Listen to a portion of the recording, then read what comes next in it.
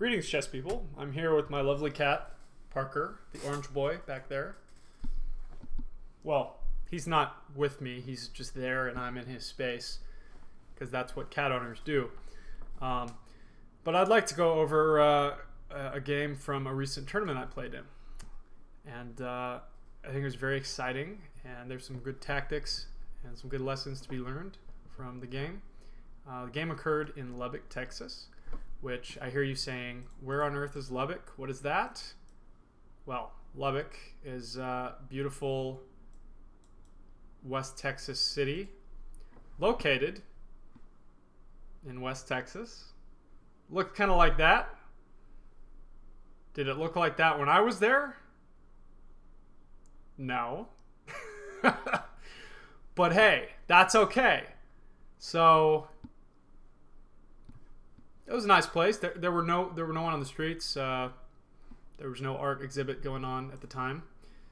But hey, I was there for chess, right? So we had a great time. It was a 4-round tournament, and this is the final round. I was fighting for first place. The person I was playing had just recently gone 6 for 6 in a tournament that I had put on. He was first out of 100 students, and he was the person I had to face for the first place prize. So I have the white pieces here.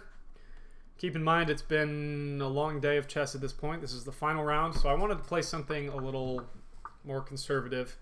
And we get this symmetrical position here.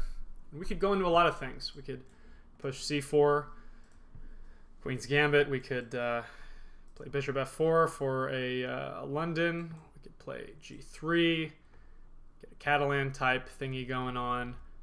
e3, if you want to be like that, get your Kali system on here. I mean, I wouldn't really play knight c3. It's not really my style, but it's possible. I chose c4, and I wanted to see what he would play, because you know, if he played something like if he played Queen's Gambit accepted, I would just be over the moon. Always fun to play against. But he plays e6, Queen's Gambit declined. So I have to keep developing.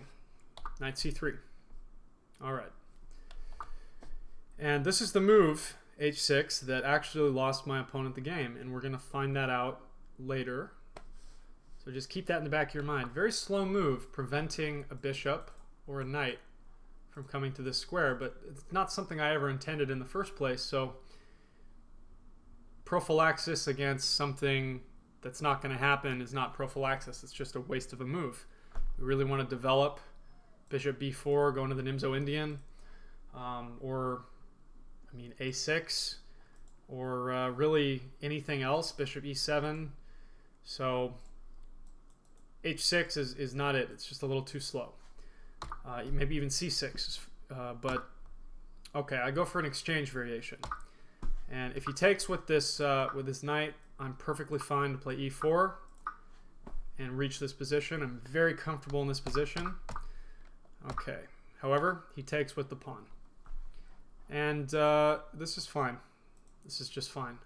I probably should have played the bishop out, but I thought, no, this looks too much like a London system. I don't want to play that. So e3, locking the structure. I kind of like to preserve my bishops, because lately I just kind of torpedo them real soon. So I'd like to preserve the bishop pair. Okay, c6. Queen b3, saying if you move this bishop, I'm going to take this pawn. Very simple threat.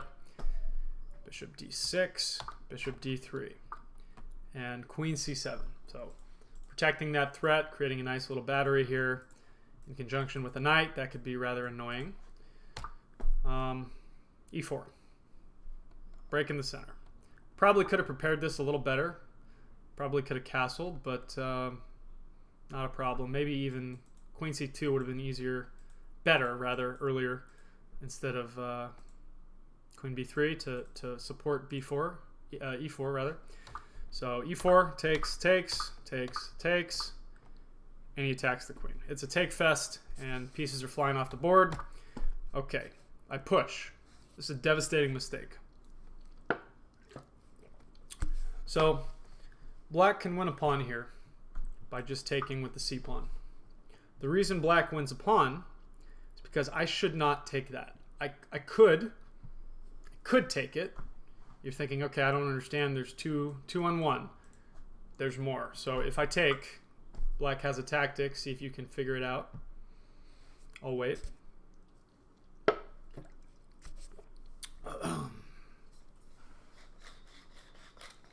Fresh ground pepper, right? Into the eyelids. Okay.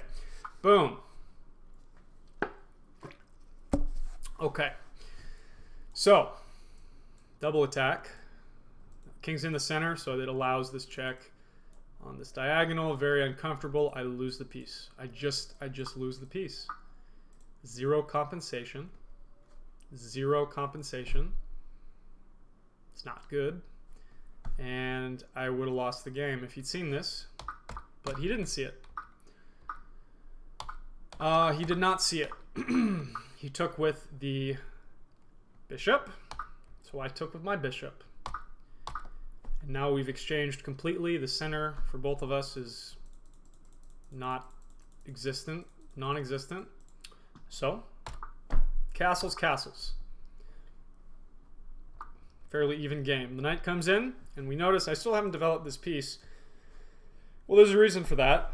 I want to use it to attack. I want to pressure this, and I don't want to waste any tempo. I just want to do it all in one move. That's my reasoning. Rook to e1. All right, and rook to d8. Attacking the queen because of this trick here. Takes. Discovered attack on the queen. We don't want that. So just to show you here, if you're not familiar, boom, right? Okay. Okay. So move the queen, pin the knight, right? Now he was concerned about this, so he played king to b8.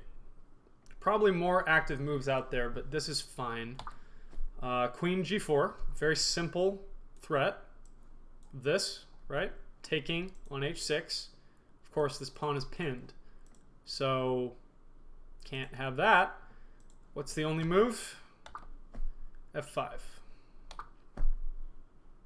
f5. That's the only move. I mean, queen c8 as well, but I don't think he's going to do that, to be completely honest. That would definitely lead to a draw. f5, however, a little more active, but it allows me this check. Why is that important? Well, we're going to switch targets here, because after the king moves, now I'm concerned about this pawn being pinned. That's the target here. So first it was this pawn, now it's this pawn. All right, and why is that important? Well, I can use this as a jumping off point.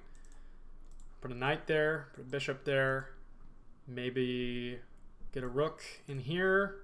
I'm seeing a lot of weaknesses in the king side. And it's all because of h6 earlier. Okay, so I'm looking at these weaknesses and I'm hatching a plan. All right, this is devastating.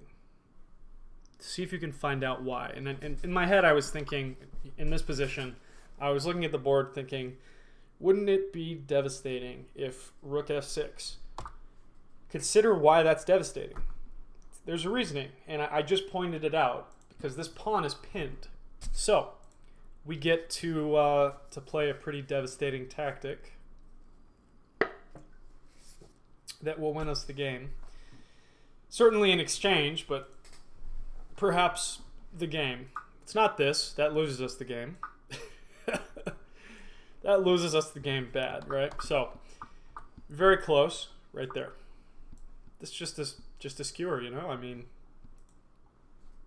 I'll take it. And I played that immediately, and the look on his face, he knew immediately the game was going down the tubes quick. It's perfectly even up to this point, but yeah, the bishop came out to play, and it was not joking around. So rook d to f8, takes. Now remember, this is still pinned. This is still pinned. Queen h5. There's a reason behind this. I'm shifting my attention here to this square, right? We've got more pressure on this square than we had before. 2 attackers, 2 defenders, whatever you want to call it. 2 sets of eyes on this square. Queen c7. Okay, what to do? Check. That's what we do. Bishop f8. How to continue? How to continue? Well, a lot of different things we could do. Let's just double. That makes sense, right? It makes perfect sense. What did black do? Queen f7, offering a queen trade. Now, try to think to yourself, would you trade queens? Would you trade queens? Would you trade queens? He wouldn't trade queens. He would just take the queen, but like remove it from the board, because cats cheat at chess. That's why we don't play. Would you trade queens?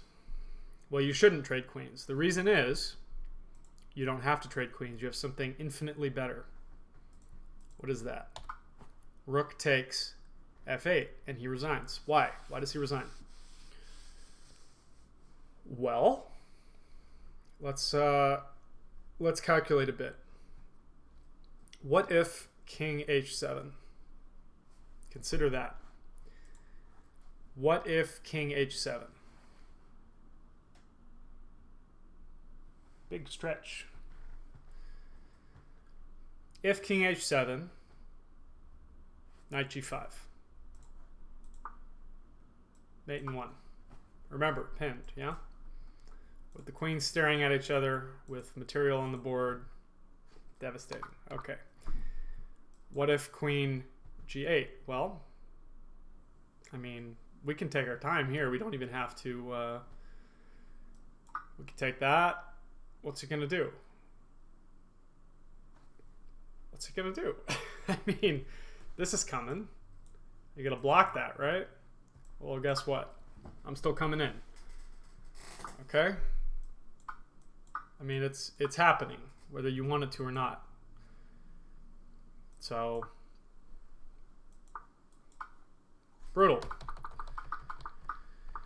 And let's go back. And of course, if takes, we have this. Super mean looking. Best move, king g8.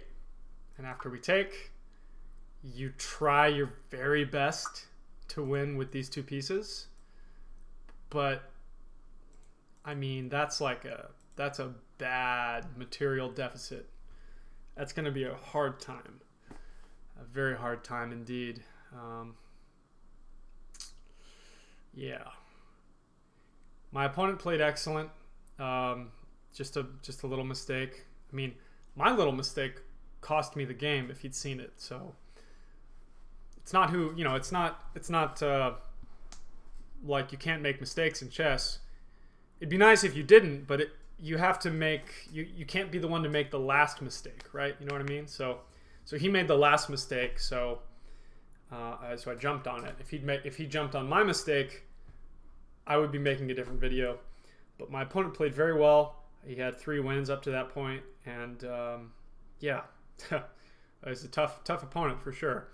So good game to my opponent, and it was an excellent event.